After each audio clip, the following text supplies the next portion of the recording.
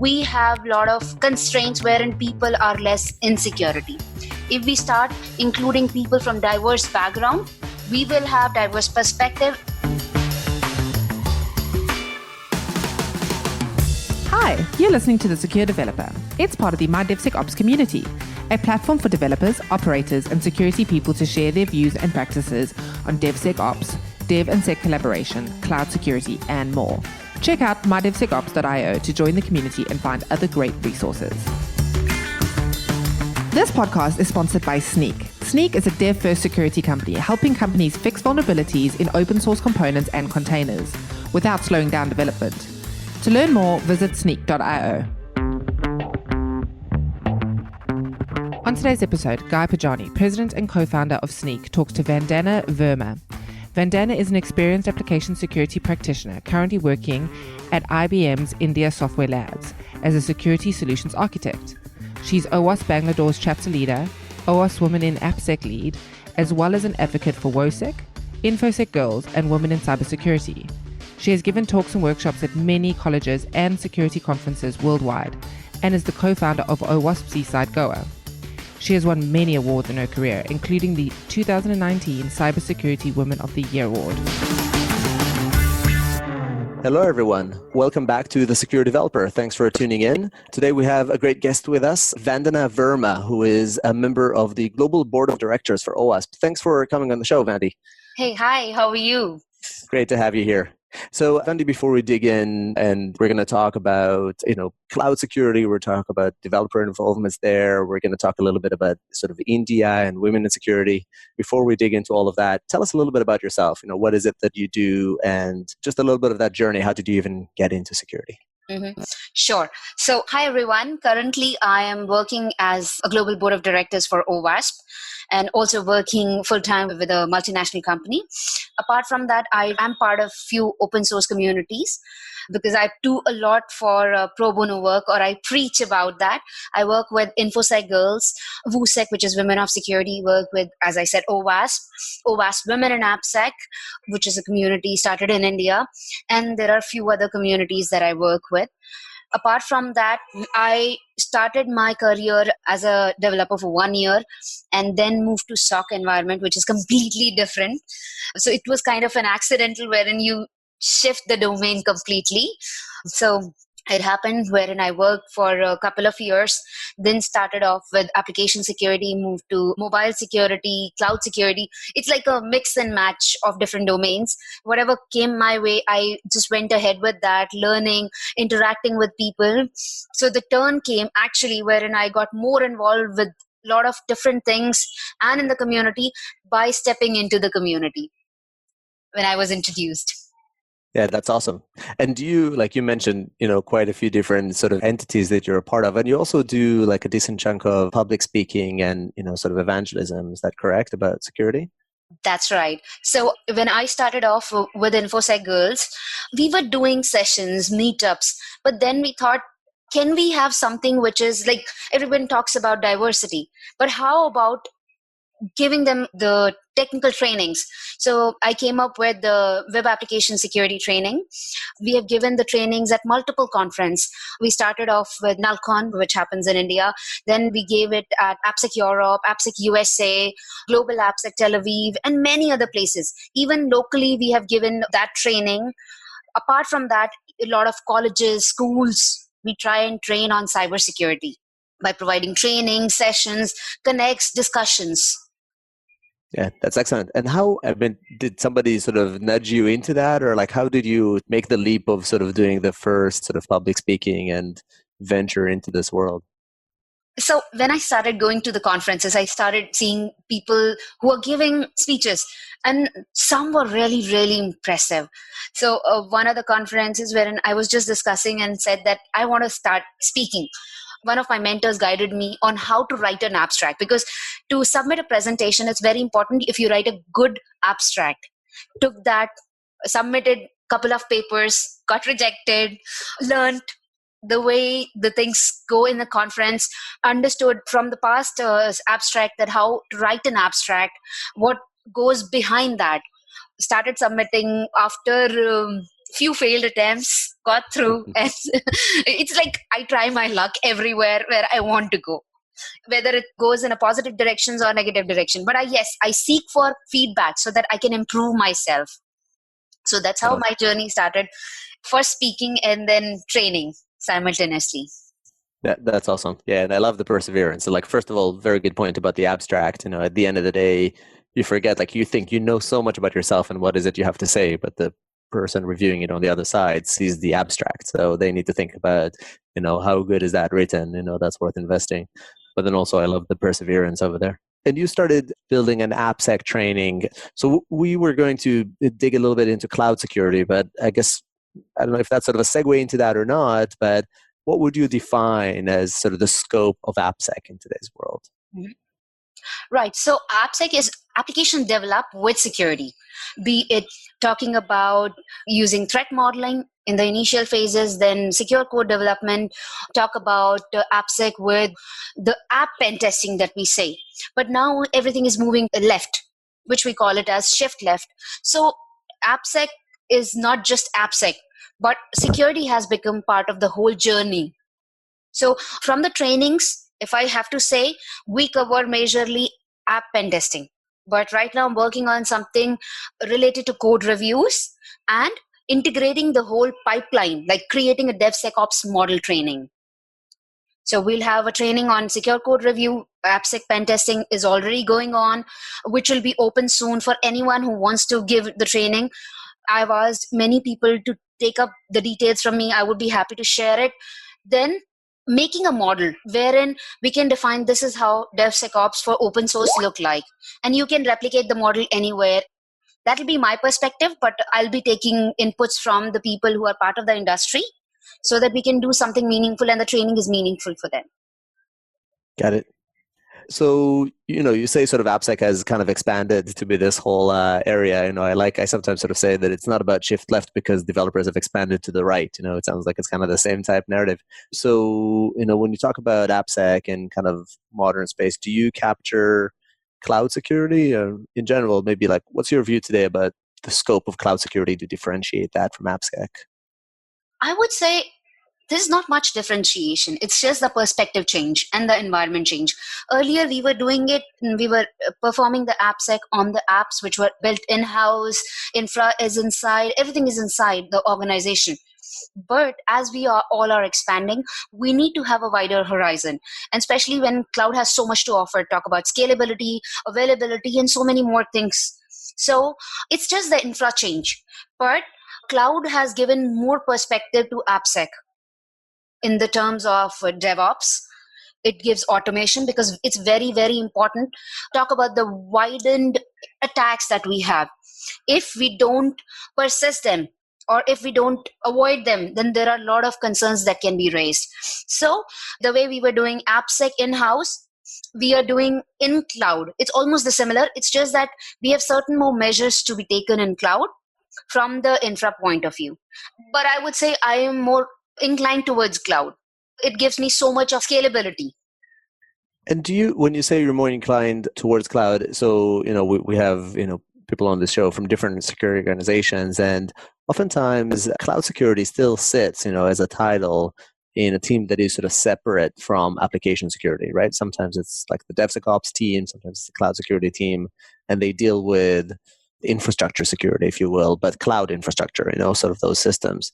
When you train on AppSec, and I guess in general, kind of the opinion, do you see the two as different? Do you think they're actually kind of, your code and your whatever containers, your cloud configuration, is it the same kind of methodology and person that should be involved there? So I would say, think about AppSec, wherein I'm talking about the old ages. We'll start with the old ages, wherein we had an application in the testing environment, we are pen testing, or the prod, and we have it in the production environment, and we are pen testing, just getting a report. But now in cloud, we just don't have just the AppSec team working, because majorly when organization move to cloud, they have infra to take care of in the cloud, like configurations and so many more things. But application also moves to cloud. If you don't have proper rules configured, your application is in trouble. But think about pen testing in the cloud. It almost remains the same, except there are few attacks that play a different role. To give you an example, SSRF, server-side request forgery, which plays a different role. How? There was one attack which was a recent one on Capital One, wherein attackers leveraged SSRF and they just serve through the normal loopback address for an application or for the AWS account, and they ran through the SSRF vulnerability. They could get the metadata and so many more details. Even the SSH keys they were able to get. So attacks sometimes are similar, but there are some advanced attacks which we have to learn, which happens in cloud, I would say. But the methodology remains the same. The perspective remains the same, I would say. Got it. So interesting. So you're basically saying, for like your interpretation, when you talk about cloud security, you're basically thinking about application security in the sense of like you're securing up the code of applications, maybe the libraries or the components that are inside of them, but in the context of cloud, as opposed to securing the cloud resources themselves. Is that sort of a fair statement of like, having the right like identity and access management roles or the right provisioning? So is that about right? I would say that in cloud, there is no separate team that's working on it. As a cloud person, when I started working on cloud security, I was a completely AppSec person. But then I got to know how an application is being developed in the cloud environment, how it's hosted in the cloud environment. So we sometimes have to work with the different teams and we get to learn different perspective. So it's an extended arm. Yeah, no, interesting. And I think kind of very right from an application context perspective. And we live in this world where it's very blurry, this sort of line between infrastructure and code or kind of the app in the context of the cloud, because, for many intents and purposes, the infrastructure is a part of that application. So from a pen testing perspective and vulnerability discovery, do you really care if it's a vulnerability in the application or the cloud configuration? It's all the same. You just sort of push through. Right. So you go off, you do these public speaking sessions, and you're involved in all these communities. Maybe let's sort of shift a little bit to talk about the communities. So you're based in India, is that correct? Right. I'm based in India, in Bangalore. And what would you say? So like looking, we talked about your journey, but if you look a little bit at the ecosystem's journey, at application security in Bangalore, and indeed, the creation or sort of the advent of cloud, what are your thoughts about, any changes or growth? Has the security community there been growing? Has it been changing with cloud coming into the play? Absolutely. I've seen a big shift. So Bangalore is like a mini Silicon Valley. And if you talk about the communities that, especially in security, they're growing at a very massive pace. Because if I have to talk about my journey, I was working in an environment wherein I am doing day in and day out job, like for my bread and butter. I was performing few tasks which were assigned to me.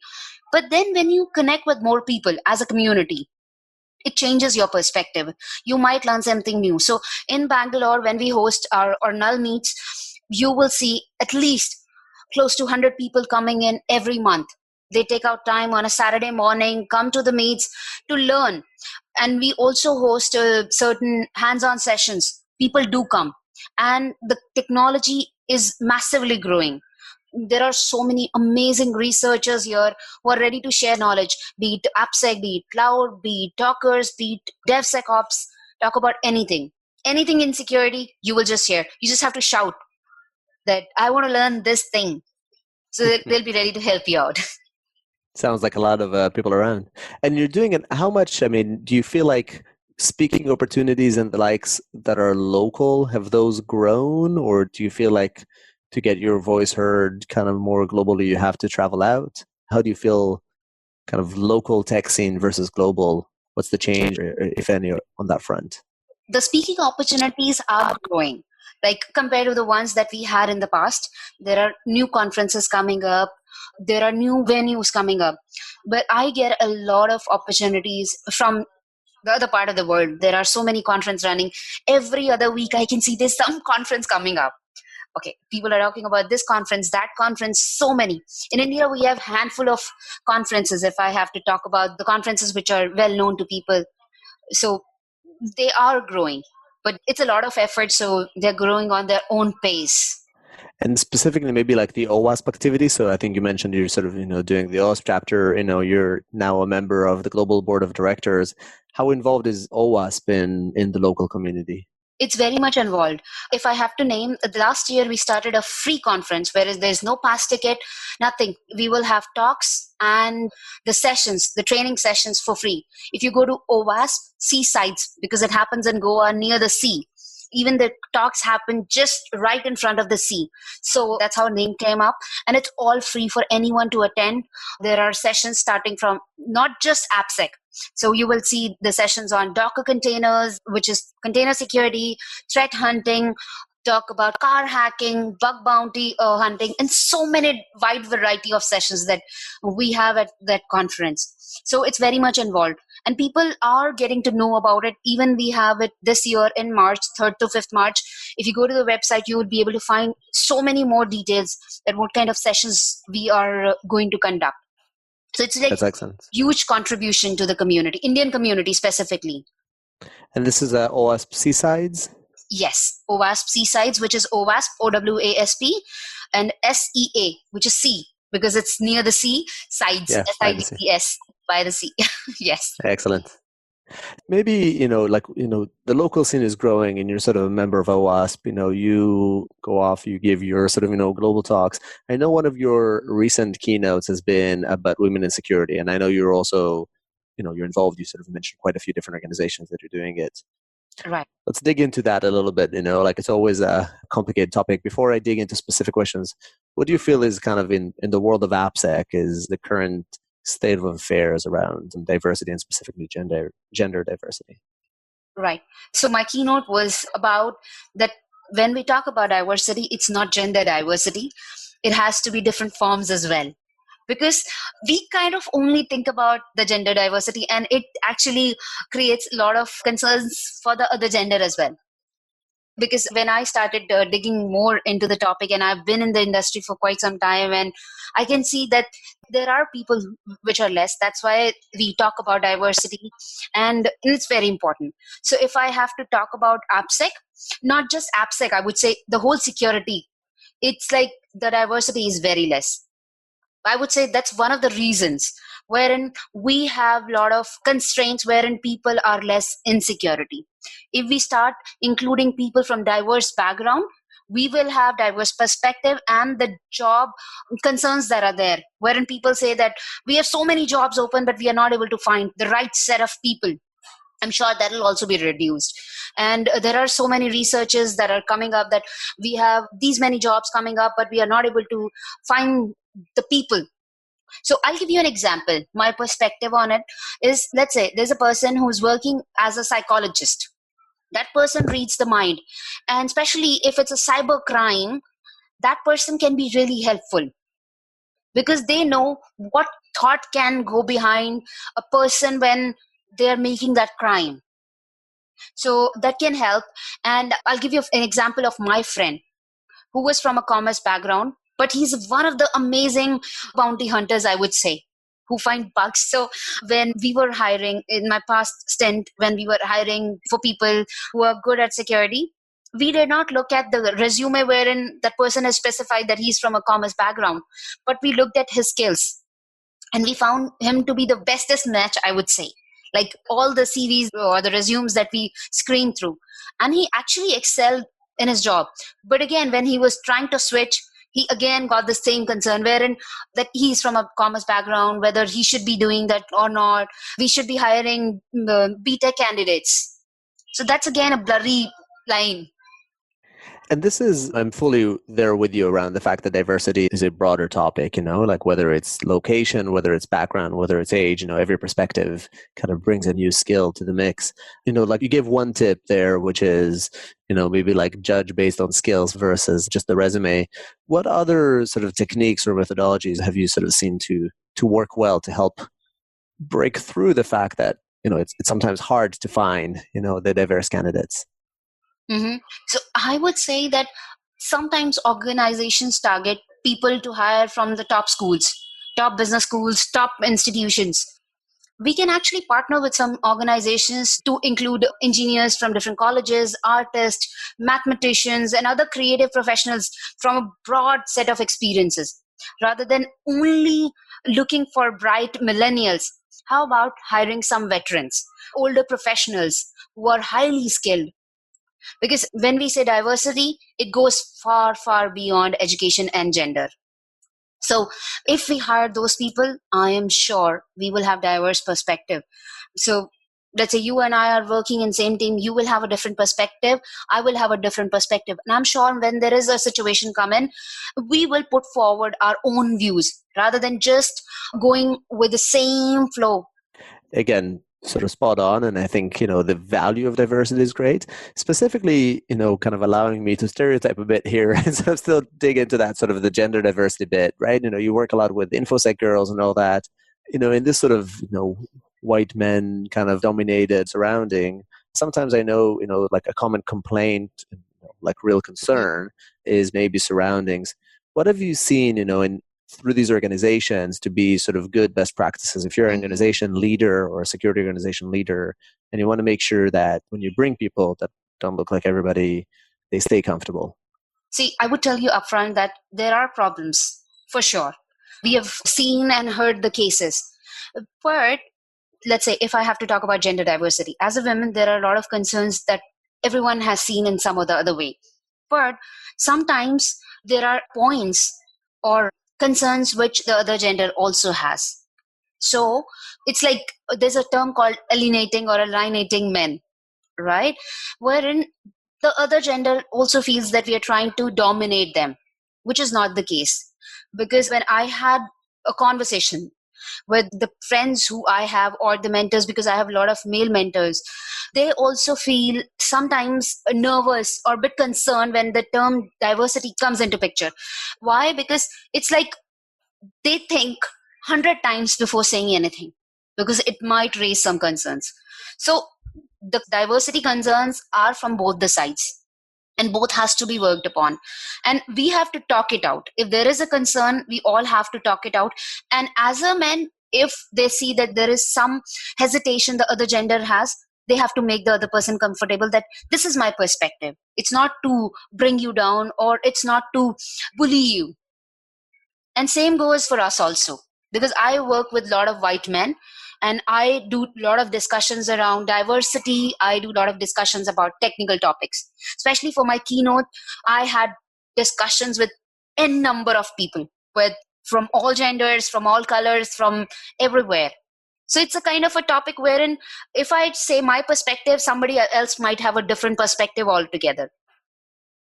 So I would say it's a topic of discussion, wherein if you feel that there is something which is not going right, talk it out, raise your voice, and people are hearing. It's not that people don't hear, people do hear. Yeah, well, I'm always in favor of communication. It was interesting to hear about, diversity and soliciting opinions about diversity over there as well, which is, a kind of a good inception model there. Yeah. I have to add something to it. I do support all the women and platforms, but I don't resonate to just the gender diversity, to be honest. Even being a woman, I don't just resonate to it. I have friends from different backgrounds. I know people who are differently abled. So I wouldn't just say that it's just gender diversity. I try and see that if there's a knowledge sharing platform, it has to be for everyone, not just for a specific gender diversity. So there's one person whom I really, really admire, Stephen Hawking. He's like the real example wherein he's done so much for science, so much for the humankind. And so you can't just differentiate. Yeah, well said. For Sneak, one of the things we oftentimes discuss is location diversity as well, which also kind of adds different perspective, different ecosystems, whether it's, in our case, kind of, London, Tel Aviv, then Boston. But of course, yeah, every opinion at the end of the day, it's about bringing different opinions and different perspectives and kind of helping them communicate or sort of giving a platform for them to collaborate and good things happen. You have more powerful perspectives and less blind spots, if you get it done right. But this was excellent. I think we kind of covered a whole bunch of topics. Before I let you go, I like to ask every guest that comes on the show, if you have one tip, one, it could be a pet peeve or something that, sort of annoys you, one piece of advice you want to tell a team looking to level up their security, what would that be? So I would say understand your environment first. A lot of attacks happen because you don't know your environment. So understand your environment first and then start off with the security if you've not started. So it's like better late than never. So start your security anywhere, and understand your environment. I would say understand your environment, get started, get going. It's very, very important, especially if I have to give examples. Think about the hacks that have happened recently, Equifax, Capital One, and so many major hacks. Yeah, Just indeed. the minute mistakes can lead to the big fall down. Yeah, no, that's sound advice. Well, Vandana, thanks a lot for coming onto the show. Thank you. Thank you so much for inviting me. I'm glad to be here and talking to you. And thanks everybody for tuning in, and I hope you join us for the next one. Thanks for listening to The Secure Developer. That's all we have time for today. For additional episodes and full transcriptions, visit mydevsecops.io. If you'd like to be a guest on the show or get involved with the community, you can also find us on Twitter at @mydevsecops. Don't forget to leave us a review on iTunes if you enjoyed today's episode. Bye for now.